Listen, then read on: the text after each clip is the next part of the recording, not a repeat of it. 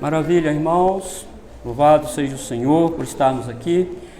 Nós vamos começar com a bênção de Deus, uma série de exposição nas parábolas de Jesus, as parábolas do reino. E vamos, com certeza Deus vai falar aos nossos corações nessas parábolas do reino.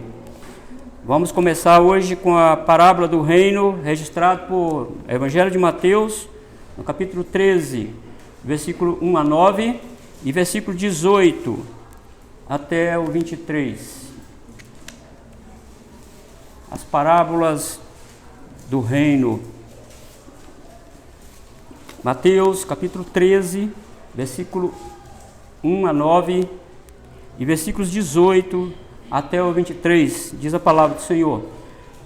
Naquele mesmo dia, saindo Jesus de casa, sentou-se à beira-mar, e grandes multidões se reuniram perto dele, de modo que entrou num barco e se assentou. E toda a multidão estava em pé na praia, e de muitas coisas lhe falou por parábolas, e dizia: Eis que o semeador saiu a semear. E ao semear, uma parte caiu à beira do caminho, e vindo as aves a comeram. Outra parte caiu em solo rochoso, onde a terra era pouca, e logo nasceu, visto não ser profunda a terra. Saindo, porém, o sol a queimou, e porque não tinha raiz, secou-se. Outra caiu entre os espinhos, e os espinhos cresceram e a sufocaram. Outra, enfim, caiu em boa terra, e deu fruto, a 100, a 60 e a 30 por um. Quem tem ouvidos para ouvir, ouça. Versículo 18 até o versículo 23. Atendei vós, pois, à parábola do semeador. A todos os que ouvem a palavra do reino e não a compreendem, vem o maligno e arrebata o que lhes foi semeado no coração. Este é o que foi semeado à beira do caminho. O que foi semeado em solo rochoso, esse é o que ouve a palavra e recebe logo com alegria, mas não tem raiz em si mesmo, sendo antes de pouca duração. Em lhe chegando a angústia ou a perseguição por causa da palavra, logo se escandaliza. O que foi semeado entre os espinhos é o que ouve a palavra, porém os cuidados do mundo e a fascinação das riquezas sufocam a palavra e fica infrutífera. Mas o que foi semeado em boa terra é o que ouve a palavra e a compreende. Este frutifica e produz a 100, a 60 e também a 30 por um. Deus, obrigado, Senhor. Ó Deus, obrigado, Pai, por estar aqui, Senhor. Deus, que dia maravilhoso que o Senhor nos deu. E ver também, ó Deus, a tua casa cheia, dos teus filhos que vieram te adorar, dos teus filhos que cantaram louvores ao Senhor aqui nesta noite. Ó Deus, que o teu Espírito Santo continue reinando em nosso coração, tirando, ó Deus, as dificuldades da nossa mente, quebrando, Senhor, os torrões da nossa incredulidade.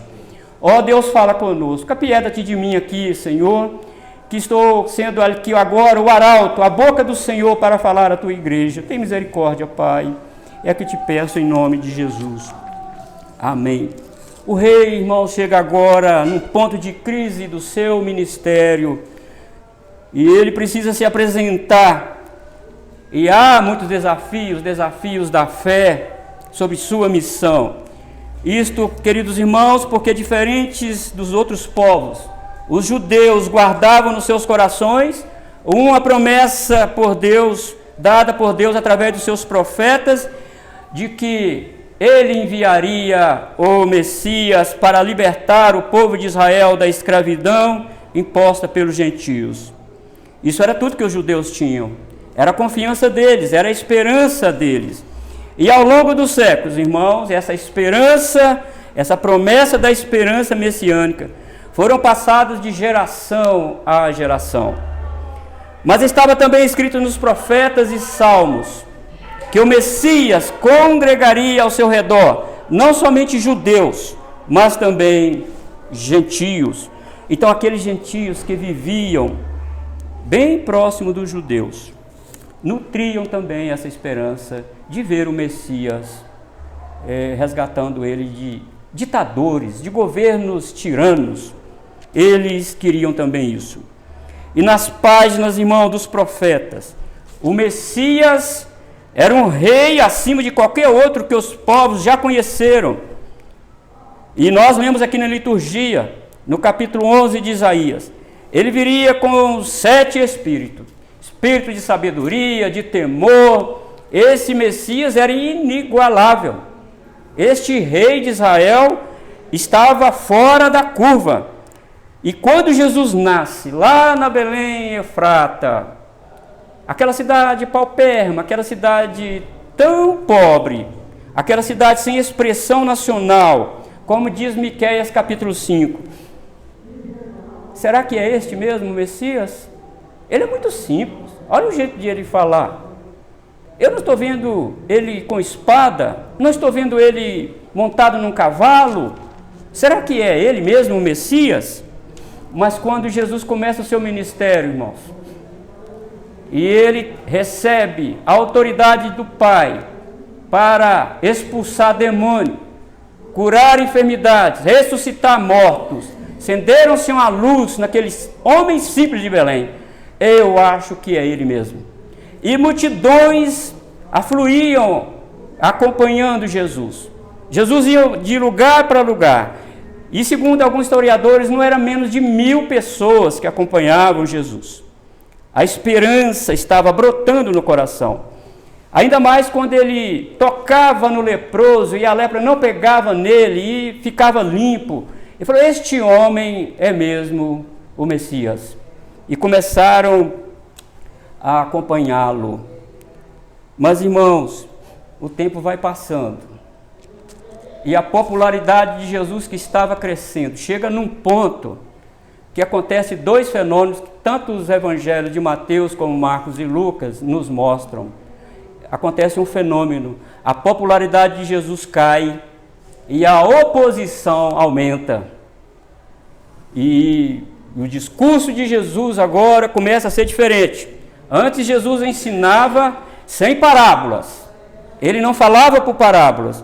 Agora, como as pessoas estavam muito interessadas no alimento, nas curas, e Jesus não veio para tão somente curar enfermidades, e não somente libertar os judeus e também os gentios da tirania dos governos, ele veio para libertar, sim, o homem de um inimigo muito atroz, que é o pecado. Não era Roma que era o inimigo do povo judeu, mas era o pecado.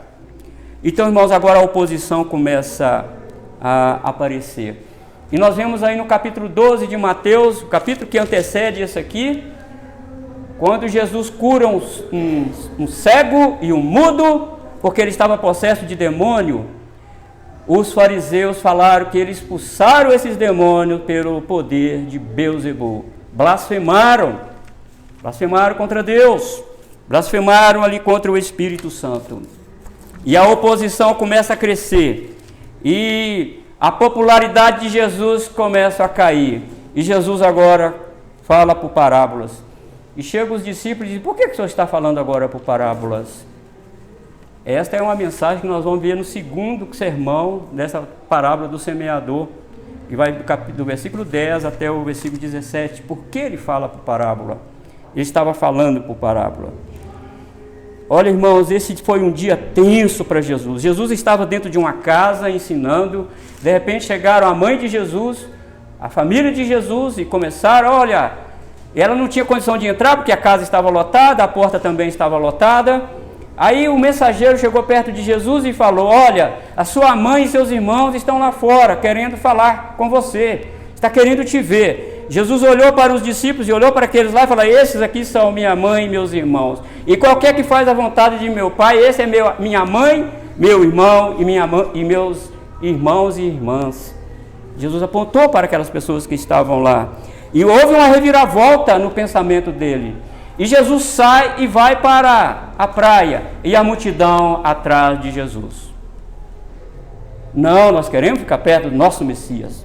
E Jesus pega um barco e afasta da multidão e começa a falar por parábolas.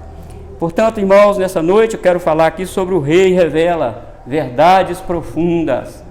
O rei aqui vai revelar verdades profundas sobre a natureza do reino dele, sobre quem é ele e sobre quem são as pessoas que fazem parte do seu reino. Uma mãe chegou perto de Jesus e fez um pedido bem inusitado para ele: olha, Senhor, já que o Senhor é rei, eu quero que meu filho, um senta à direita e o outro senta à esquerda. Olha onde eles estavam pensando sobre o reinado de Jesus. E agora, como Jesus começa a falar por parábolas, e ele faz o seu primeiro discurso, e ele faz uma comparação com o semeador. Os comentaristas dizem que Jesus provavelmente estava perto de um campo onde o semeador estava jogando a sua semente, e Jesus, como que se apontasse o dedo para aquele semeador e mostrasse à multidão: olha, eis que o semeador saiu a semear. Jesus agora, irmãos, delineia os termos. Jesus agora fala: eu vou mostrar para vocês que nem todos que me seguem, nem todos que estão atrás de mim, que nem todos que dizem que me amam, nem todos fazem parte do meu reino. E eu vou mostrar isso com aquilo que vocês conhecem, a agricultura. Vou mostrar isso para vocês. Por isso a palavra parábola, são dois vocábulos do grego: para, além ou junto, e balo, colocar ao lado. Jesus pega aquele homem que estava semeando a sua semente e coloca ao lado daquilo que ele estava falando, para ilustrar quem são as pessoas que fazem parte do seu reino. E aqui Mateus nos dá o contexto de Jesus e diz que ele está pregando dentro de uma casa. E é nesse momento, amados irmãos, e é nesse mesmo dia que Jesus ele prega todas as parábolas do reino. E ele começa a falar. E Jesus não tem microfone com caixa amplificada, e ele usa a água para amplificar sua voz. A física diz isso, que quando você fala no meio do rio, você não precisa fazer muito esforço para falar, porque a água é grande condutora de som. Então Jesus estava falando provavelmente para 5.000 pessoas, e todas estas pessoas estavam ouvindo Jesus. Jesus afasta do barco e começa a falar: eis que o semeador saiu a semear. E aqui Jesus começa a separar as coisas. E já que a popularidade de Jesus estava caindo e a oposição estava aumentando, Mateus aqui diz que grandes multidões se reuniram perto dele, aí no versículo 2. Grandes multidões estavam perto dele.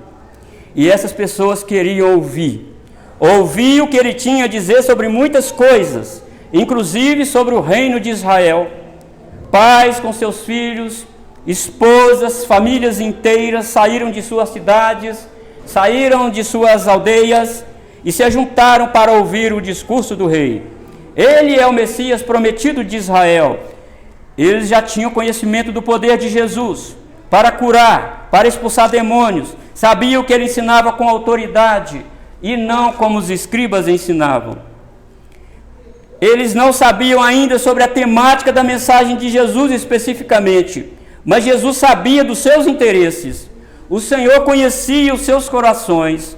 Apesar de eles serem em milhares, Jesus conhecia quem de fato estava, o que de fato estava ali nos seus corações. Se aquelas pessoas estavam voltadas para ele, se aquelas pessoas estavam acompanhando e seguindo Jesus, com amor a ele ou com interesse naquilo que ele estava fazendo. Então temos no verso 3 que o rei olha para os campos e compara o seu reino como uma plantação. E ele não tem uma espada aqui para lutar. Que rei é esse que vem sem espada? Isso gerou dúvida no coração das pessoas. Eis que o semeador saiu a semear.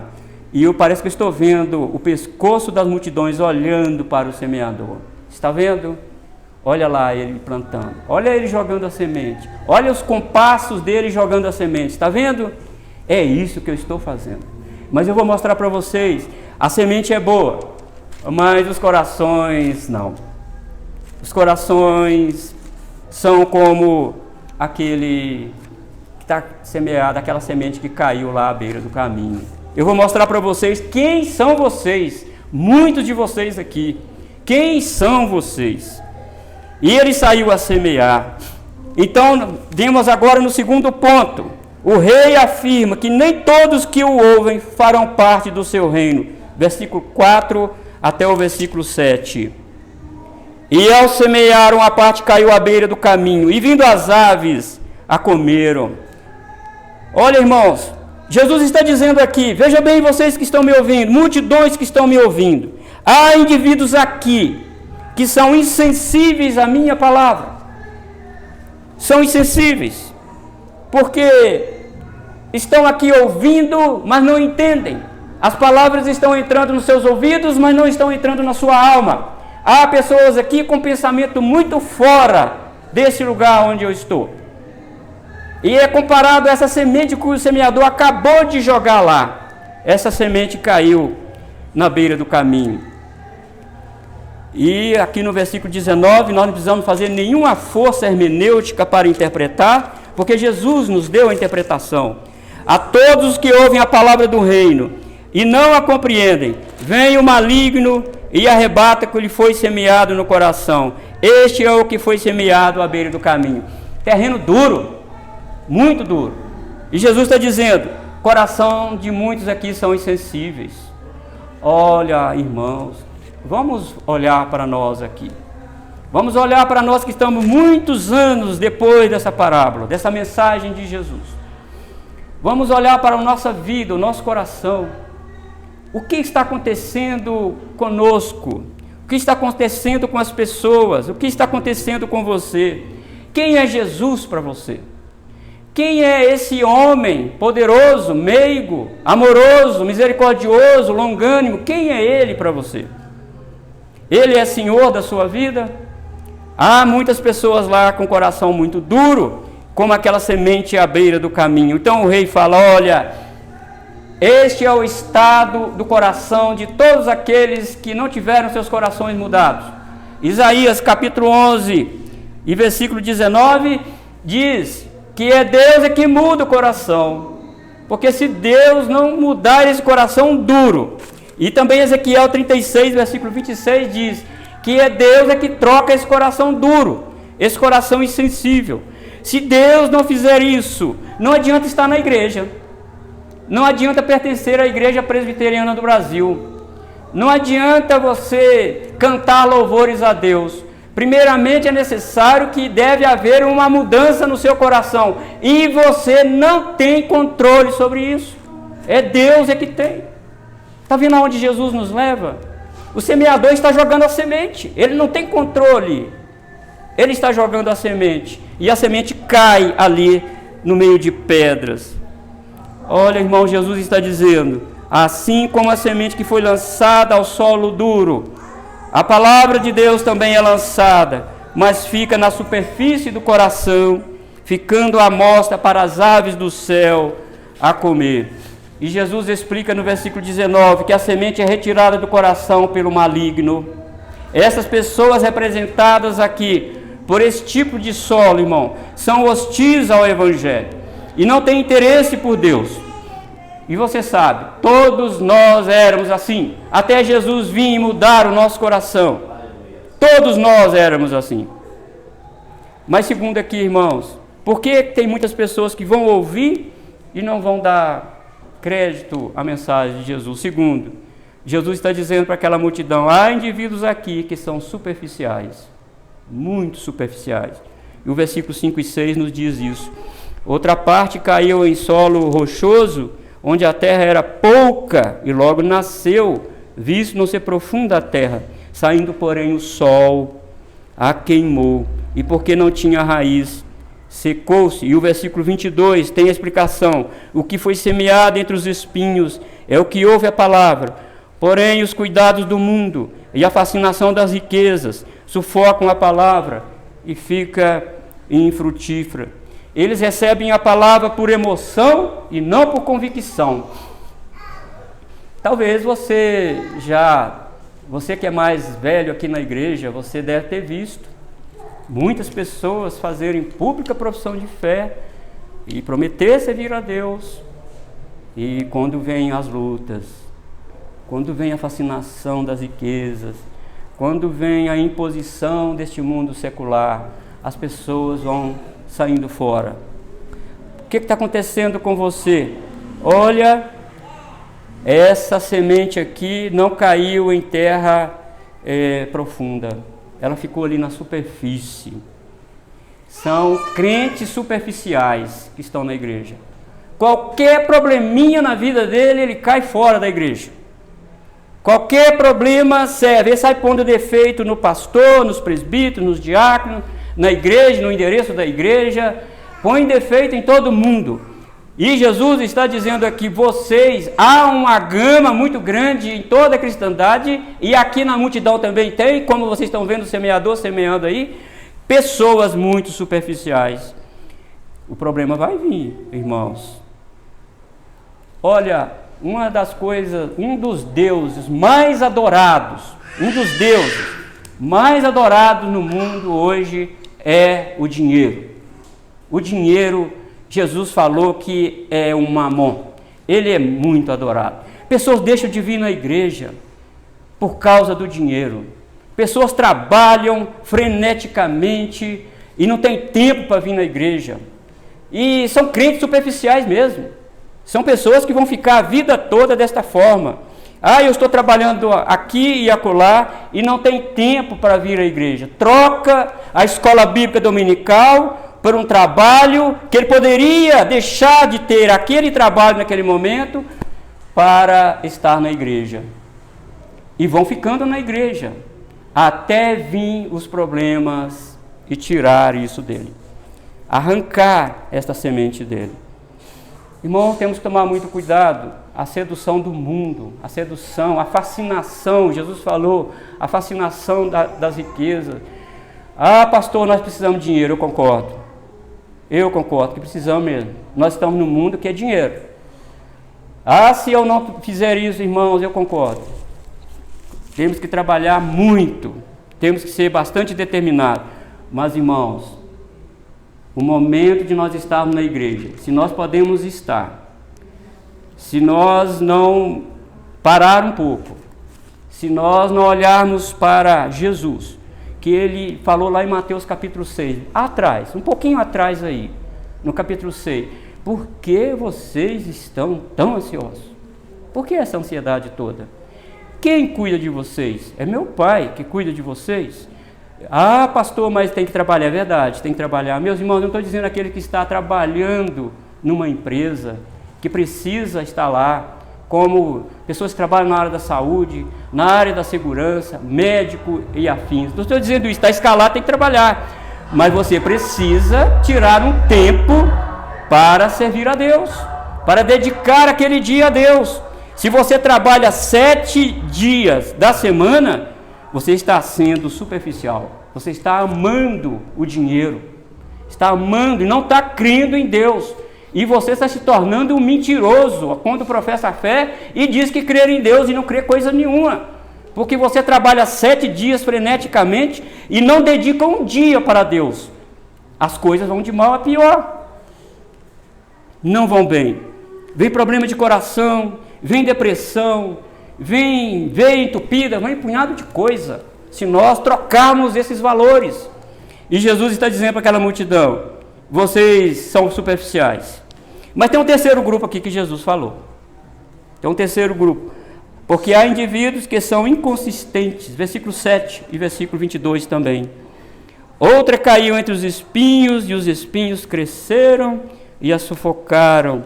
E o versículo 22, o que foi semeado entre os espinhos é o que ouve a palavra, porém os cuidados do mundo, a fascinação das riquezas, sufocam e a vida fica infrutífera.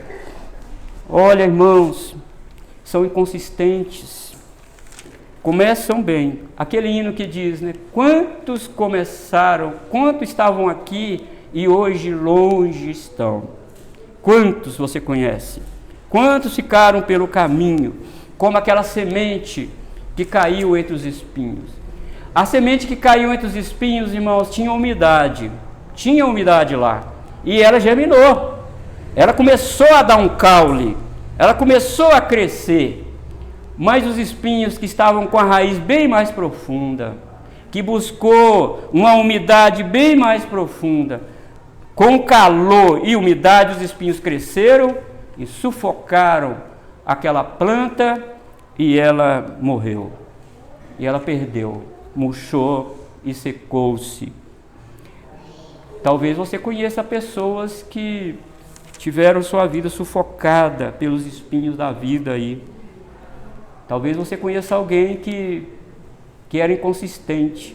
Irmãos, vem na igreja, levanta a mão, dá glória a Deus e aleluia, mas quando vem um problema na vida dele, já era, ele sumiu, ele foi embora. Aqui Jesus toca nesse grupo de pessoas dentro da igreja. Aí fica a pergunta: esta pessoa abandonou a fé? Cremos que não. Cremos pelas Escrituras que uma pessoa, depois que foi alcançada pela graça, jamais essa pessoa cai do estado de graça. Isso não quer dizer que ela nunca peca seriamente. A pessoa que foi alcançada pela graça, jamais ela cai da graça. Pode cair em pecado, e sério, e profundo, como vários homens da Santa Escritura mostram, irmãos. Cai em pecado. Mas cair da graça não. Ele nunca cai da graça, porque o apóstolo Paulo diz que quem começou boa obra em vós, há de completar até a vinda de Cristo Jesus. Todos aqueles irmãos que foram alcançados pela graça, e talvez agora esteja até no mundo, desviado, estão pecando, mas se ele foi alcançado pela graça, irmão, saiba de uma coisa: ele vai voltar. Ele vai voltar porque aonde o pecado abundou, diz a Bíblia, superabundou a graça. A gente precisa crer nessas verdades, precisa crer nisso, porque se nós não cremos nisso, irmão, nós estamos perdendo o nosso tempo. 1 João 2,19 diz que aquelas pessoas que saíram de nós e morreram nesse estado, porque não era de nós. Porque não era. Porque se fosse conosco, de nós, melhor dizendo, João diz, estaria conosco. Há pessoas, irmãos, que estão sim, abandonaram a igreja, mas têm a graça infundida lá no coração dela. E o pecado, quanto mais ela vai pecando, mais ela vai ficando incomodada, eu preciso sair daqui. Mas quando Jesus está falando aqui, que esta semente que foi sufocada pelos espinhos e morreram, não são pessoas que fazem parte do reino. São pessoas que Jesus vai falar mais tarde: ah, Senhor, eu profetizei em teu nome, eu curei em teu nome, eu fiz maravilhas em teu nome. E Jesus vai falar: não, eu não tenho aliança pactual com vocês. Vocês viram aí, irmãos, aquela multidão ouvindo. Agora, como que ficou o semblante daquelas pessoas que estavam ouvindo Jesus contar a parábola do semeador? E como está o nosso coração aqui nesta noite? É hora de nós fazermos uma reflexão. Meu Deus, eu sou essa pessoa que a semente caiu e não está frutificando? Irmão, não tem como. Se a semente germinou, se a semente tem aquela semente que fala lá em Salmo capítulo 1, nós somos como árvore plantada junto a ribeiros de água. A raiz se aprofundou mais do que o dos espinhos e as folhas não murcham. Essa pessoa tem vivacidade espiritual. Essa pessoa não é inconsistente, porque a graça de Deus faz ela ser consistente. Mas aqui Jesus toca dizendo: olha, judeus que estão me acompanhando, que estão esperando o Messias, não se iludam. Nem todos que estão me ouvindo aqui estão dentro do meu reino. São aquelas sementes que o semeador está jogando lá. E o terceiro aqui, irmãos, o rei afirma que o seu reino terá uma expansão surpreendente. Irmãos, quando Jesus estava contando a parábola, dizendo: olha, essa semente caiu à beira do caminho, essa semente caiu no solo rochoso, essa semente caiu entre os espinhos, as pessoas que estavam ouvindo Jesus já estavam fazendo o cálculo: esse semeador não vai colher nada, esse semeador não colhe nada. Ué, de quatro lugares que ele jogou semente, até agora, os 3 que ele falou, até agora morreram tudo, ele não vai colher. Na mente deles, irmãos, eles estavam olhando e pensando, calculando: Olha, se ele colher 10 vezes mais do que ele plantou, é muito. É uma colheita extraordinária. Mas, irmãos, Jesus dá uma reviravolta aqui. Jesus dá uma reviravolta e mostrando, não é 10%. Não é 10 vezes mais. É 30 vezes mais. São 60 vezes mais. E é 100 vezes mais. Como pode? Talvez eles estavam pensando. Como pode isso acontecer? Porque o poder, irmão, de frutificação, o poder de transformação, estava, como Jesus está falando, no poder dele e não nos corações das pessoas. Os corações das pessoas são todos duros. Nós não temos, irmão, nenhum de nós aqui foi chamado por merecimento. Nenhum de nós aqui, irmãos, mereceu estar aqui, merece estar aqui. Nós estamos aqui porque o Senhor quebrou os torrões da nossa incredulidade. O Senhor abriu os nossos ouvidos. O Senhor nos fez entender a sua palavra. É por isso que nós estamos aqui. Mas o que caiu em boa terra? Irmãos, que caiu em boa terra, não é possível colher 100%. Não consegue. Não consegue. Esse semeador não consegue isso, Jesus. Olha, irmãos, aos olhos do homem, dentro da perspectiva natural, dentro do reino da naturalidade, era impossível o reino de Deus expandir.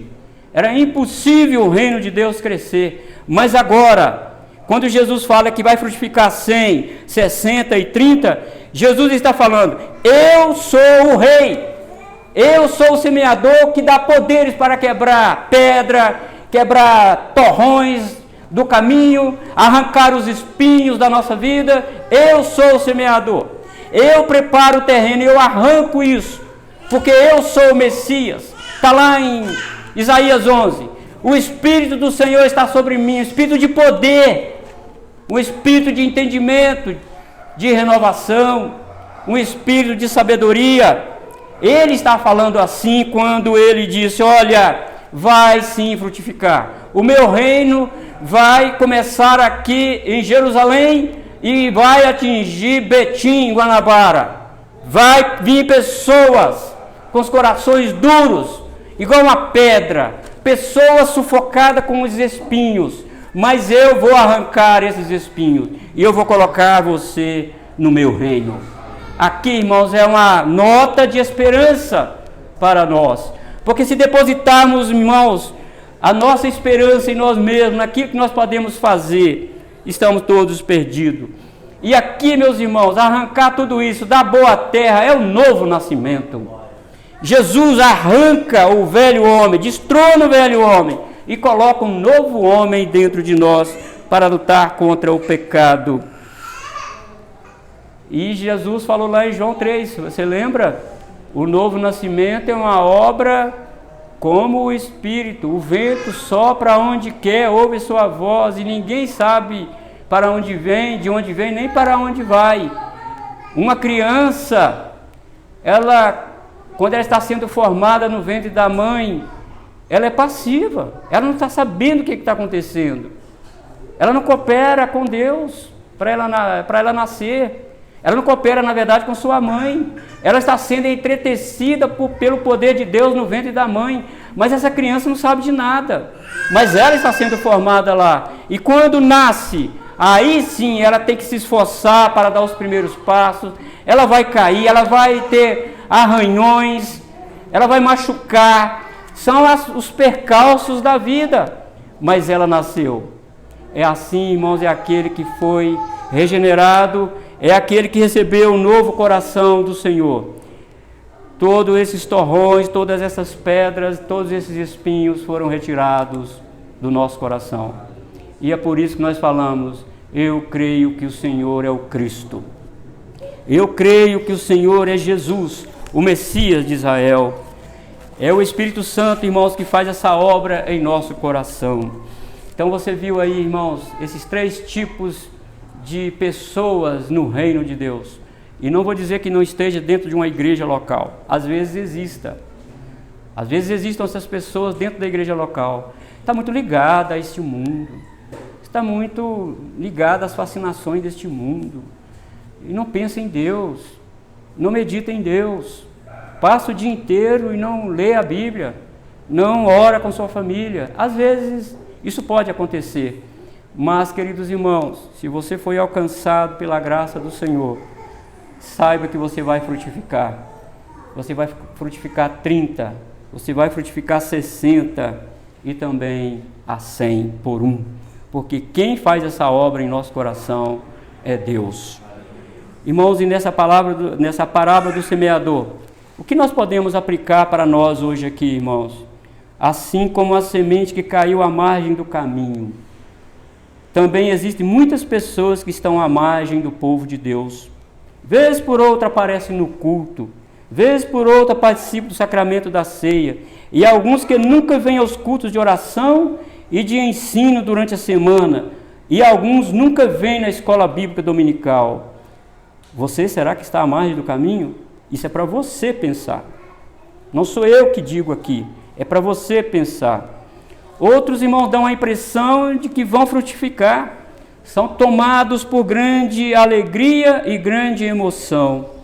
Querem abraçar quase todo o trabalho da igreja, mas quando vem a angústia, quando vem a perseguição, abandonam a fé e morrem espiritualmente. Outros ainda são fascinados pelos bens do mundo e dedicam todo o seu tempo ao trabalho secular e negligenciam a obra de Deus, porque amam o luxo e o conforto. Esses também são como todas as demais, recebem a palavra, mas morrem antes mesmo de frutificar. Ah, boa notícia! Mas nesse terreno tão cheio de pedra, que são os nossos corações, esses terrenos tão cheios de espinho, como são os nossos corações, esse terreno cheio, muito duro, onde são pisados pelos animais. Ah, irmãos, é nesse terreno que o Senhor faz a mudança completa. Aqueles que frutificam a 30, 60 e 100 são salvos. São aqueles que tiveram seus ouvidos e mentes espirituais abertos e amam a Cristo e não ao mundo. Estão na igreja e dela fazem parte. Os demais são os perdidos, que mesmo tendo seus nomes no rol da membresia da igreja local, não fazem parte da igreja de Cristo. E por isso não frutificam, porque não tiveram a fé salvadora, mas a fé temporal, e morrerão nos seus pecados. Que Deus em Cristo Jesus nos ajude, irmão. Pense nesta noite, qual terreno aqui você se encaixa? Esta é a mensagem de Deus para nós aqui, nesta noite. Vamos pensar nisso, irmãos. Vamos ficar de pé e vamos orar.